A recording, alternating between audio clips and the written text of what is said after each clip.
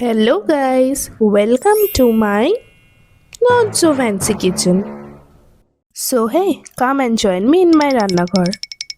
তো আমার not so fancy কিচেনের ফার্স্ট এপিসোডে আমি বানাবো এক তরকা। তার জন্য আমি নিয়ে নিয়েছি এক বাটি কলাইয়ের ডাল সেদ্ধ আর আমাদের যেটা লাগবে আদা লঙ্কা বাটা, আর তার সাথে কয়েকটা ভেজিসও কিন্তু লাগবে, যেমন দুটো পেঁয়াজ, কয়েকটা রসুন, একটা টমেটো, একটা ছোট্ট লঙ্কা যাতে বেশি ঝাল না হয়, একটা ডিম, কিছুটা ধনেপাতা আর তরকার মশলা। না এটা কিন্তু অপশনাল, পুরোটা আমি দেব না, কিছুটাই দেব। I chopped all my veggies and then cracked one egg in a bowl and সেটাকে ভালোভাবে মিক্স করে নিলাম।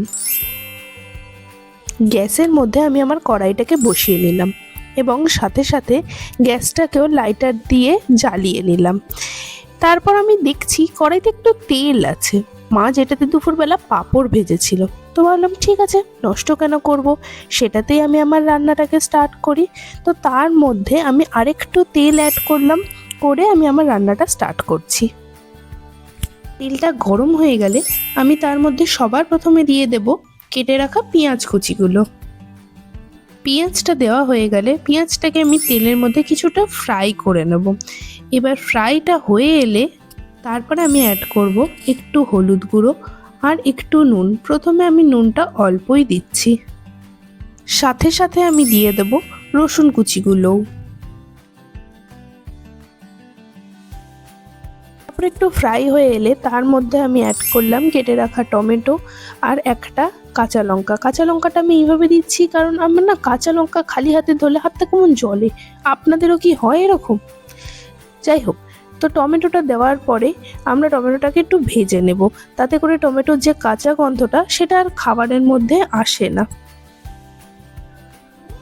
টমেটোর পেঁয়াজটা ভাজা হয়ে গেলে তার মধ্যে আমি অ্যাড করব আগে থেকে ফেটিয়ে রাখা ডিমটাকে।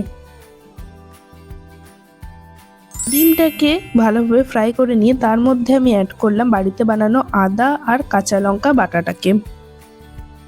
ডিমটা ফ্রাই হয়ে গেলে তার মধ্যে আমি মিক্স করলাম আগে থেকে সেদ্ধ করে রাখা কলাইয়ের ডাল, আর সাথে সাথে পুরো মশলাটাকে একটু ভালোভাবে কড়াইয়ে নাড়িয়ে নিলাম।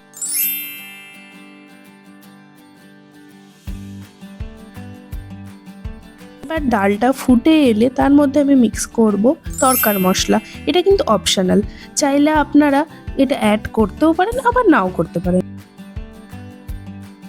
আমরা না খাবারে একটু মিষ্টি পছন্দ করি, তাই আমি মিষ্টির জন্য বেছে নিয়েছি আখের গুড়। চিনি খুব একটা আমি ইউজ করি না, তাই আমি আমার তরকার ডালে কিছুটা আখের গুড় দিয়ে ডালটাকে একটু ভালোভাবে নাড়িয়ে নিলাম। আমার না সবজি একটু ঝাল ঝাল পছন্দ, তাই আমি আমার তরকার ডালে একটুখানি শুকনো লঙ্কার গুঁড়ো অ্যাড করলাম আর সাথে সাথে একটু ঘি দিয়ে নিচ্ছি। ঘি দিলে না স্বাদটা অনেকটা বেড়ে যায় আর আমার গন্ধটাও খুব পছন্দ। আর লাস্টলি আমি অ্যাড করে নিচ্ছি আমার ধনেপাতা কুচিগুলো।